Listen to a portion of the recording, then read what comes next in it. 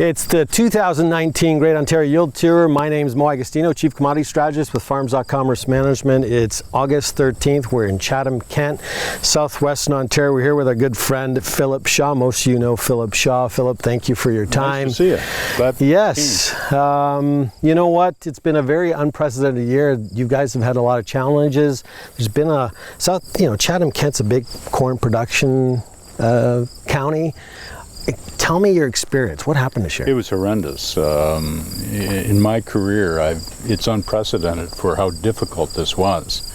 It's extremely difficult getting anything planted here in Chatham-Kent, whether it was corn, whether it was tomatoes, whether it was sugar beets, whether it was soybeans, whatever it was. It was, hardly an acre went in that was fit.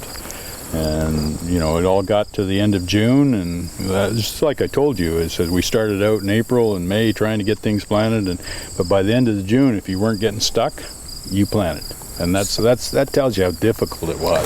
So how long have you been farming? Too long?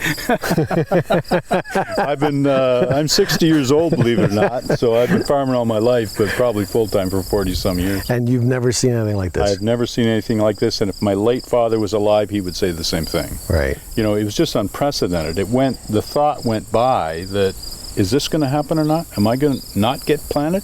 And as you know, there's thousands of acres here that aren't planted. Yep. You can go up to Lambton, you can go to Essex and Chatham-Kent. There's lots of land not planted.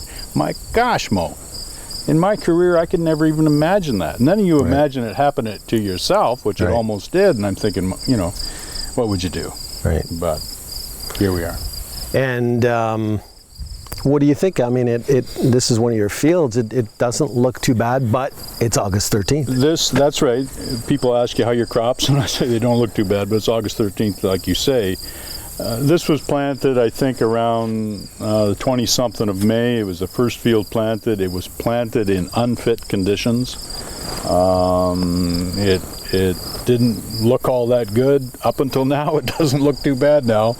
But it was just a struggle the whole way. And in fact, I didn't get my corn planted. Didn't get my intended acres in. Right. And I know we had a discussion of what we thought Ontario acres might be. I thought that was a pretty big deal. It seems like maybe I was a little bit too low in what I was estimating. But it was a struggle all spring, to the point where, like I say, when we got into June, it was just a real struggle to get it in by the crop insurance deadline. Does this year remind you of another year? I said it reminded me of 2011 until that passed, and and we got into late June, and then it was unprecedented. Okay. I know some of your commodity friends are talking about, from a marketing perspective, it might be like 1993. Right. Which is true, except not the 1993 genetics, which correct. you and I have chatted about. Correct. Yeah, I think those genetics could surprise. What do you think? I mean, when was the last time you had a bad fall finish? Well, last year was no piece of cake with the vomitoxin. You remember that. Right. But in terms of frost or anything like that, I've never had an issue with that. Now, I know other people in Ontario have. But down here, we have the longest growing season. Typically, that's not an issue. Thank you, sir. Nice to see you. Nice to see you. Nice to see you.